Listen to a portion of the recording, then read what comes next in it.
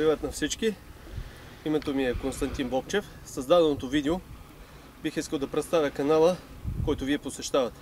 Причината да създам този канал е, че с течение на времето разбрах, че имаме много по-голям шанс да оцелеем като вид и като общество, единствено и само ако развиваме знанията, които сме получили, правим всичко възможно да добиваме нови знания и споделяме тези знания с другите хора. Ще направя всичко възможно, знанията и опита, който съм натрупил в течение на годините, да го споделям с вас. Ще бъда благодарен, ако вие участвате в този канал, пишете своите мнения, своите коментари, това, което ви харесва, това, което не ви харесва. Особено внимание ще бъда благодарен, ако обърнете на това, което не ви харесва. Аз съм човек, който обича да поправя грешките си и да не ги допуска повече.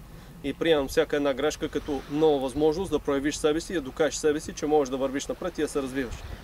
В този канал ще разгледам области като строителство, области като туризма, ще обърна внимание на спорта. Особено внимание ще обърна на един спорт, който се е превърнал в изкуство. Това е умението да владееш меч. Ще обърна внимание на някои образни или така наречени медитативни упражнения. Ако вие имате желание да разкриете някаква област, пишете своите препоръки. Ще правя всичко възможно този канал да се разширява и да бъде възможно по-достъпен за вас. Благодаря ви за участието.